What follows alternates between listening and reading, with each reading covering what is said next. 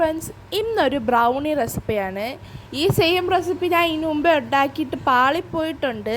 എന്നാലും പാളിപ്പോയാലും നമുക്ക് 2-3 തവണ ട്രൈ ചെയ്താലേ ശരിയാവും.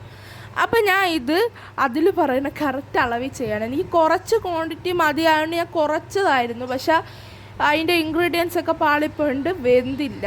അപ്പോൾ ഇന്ന് ഞാൻ അതിൽ പറഞ്ഞ അളവാണ് ചെയ്യണത്. ഇത് ഞാൻ മീറ്റ AI-ൻ്റെ അടുത്ത് ചോദിച്ച് ചെയ്യുന്ന റെസിപ്പിയാണ്. 1 കപ്പ് 1.5 കപ്പ് മൈദ വേണം. ഞാൻ 1.5 ഇട്ടെടുത്ത്, അപ്പോൾ 1.5 കപ്പായിട്ടുണ്ട്.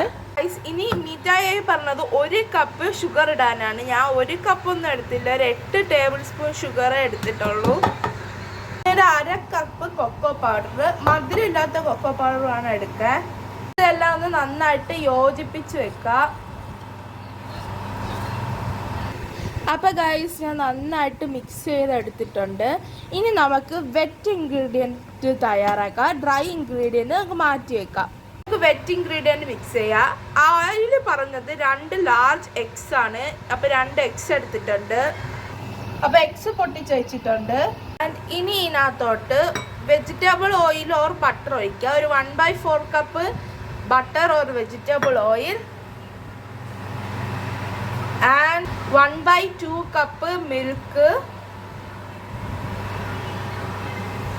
അതിനകത്ത് 1 ടീസ്പൂൺ വാനില എക്സ്ട്രാക്റ്റ് ഒഴിച്ചെടുത്തിട്ട് നന്നായിട്ട് മിക്സ് ചെയ്യുക. ആൻഡ് ആ പൗഡറിനകത്തോട്ട് കുറച്ച് 1 പിഞ്ച് ഓഫ് ഉപ്പ് ഇടണം. ഞാൻ കാര്യം മറന്നുപോയി, നിങ്ങളതിടണേ. ആൻഡ് ഇത് ചെറിയ ബൗളായിപ്പോൾ പതിയെ ഇളക്കാനേ പറ്റുള്ളൂ. നമുക്ക് നന്നായിട്ട് വിസ്ക് ചെയ്തിട്ട് വരാം. അപ്പോൾ ഗൈസ്, ഞാൻ നന്നായിട്ട് വിസ്ക് ചെയ്തിട്ടുണ്ട്. കാണുന്ന സമയത്ത് നല്ല മഴ പെയ്ത് വീട്ടിലോട്ടൊക്കെ വെള്ളമായിരുന്നു. ഗൈസ്, ഞാൻ മിക്സ് ചെയ്തെടുത്തു. അത് വീഡിയോ എടുക്കാൻ പറ്റിയില്ല ഗൈസ്, ഞാൻ മറന്നുപോയി. പിന്നെ ഇതിനോടൊരു യുദ്ധമായിരുന്നു. പിന്നെ നിങ്ങൾക്ക് ഇത് നന്നായിട്ട് കട്ടിയായിട്ട് തോന്നിയെങ്കിൽ കുറച്ച് പാലൊഴിച്ചോ ഗൈസ്. ഇത് നമ്മൾ ഈ മുട്ടയും പാലൊക്കെ ഈ റൂം ടെമ്പറേച്ചറിലുള്ള എടുക്കാവൂ ഗൈസ്. അപ്പോൾ എനിക്ക് നന്നായിട്ട് കട്ടിയായിട്ട് തോന്നിയിട്ട് ഞാൻ പാലൊഴിച്ച് ഈ കൺസിസ്റ്റൻസി ആക്കി എടുത്തതാണ്. 1.5 കപ്പിൻ്റെ ഇത്രയും പാലോളം ഞാൻ ഒഴിച്ചിട്ടാണ് എനിക്ക് ഈ കൺസിസ്റ്റൻസി കിട്ടിയത്. ഇനി നമുക്കിതൊരു ട്രേയിൽ ഒഴിച്ച് ബേക്ക് ചെയ്തെടുത്തിട്ട് വരാം. അപ്പോൾ ഗൈസ്, നമ്മൾ അതിനകത്ത് ഓയിൽ ഗ്രീസ് ചെയ്തതിന് ശേഷം ഞാൻ ഒഴിക്കുകയാണ്.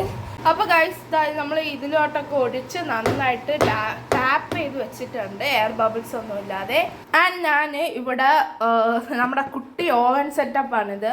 ഇത് സ്റ്റീമറാണ്. ഇതിൻ്റെ അടിയിൽ ഞാൻ വെള്ളം ഒഴിച്ചിട്ട് ഫ്ലോപ്പായി. മറ്റേ മൈദക്കട്ട കണക്കുണ്ട്. ഇത്തവണയും ഫ്ലോപ്പ്. ശരി, ബൈ.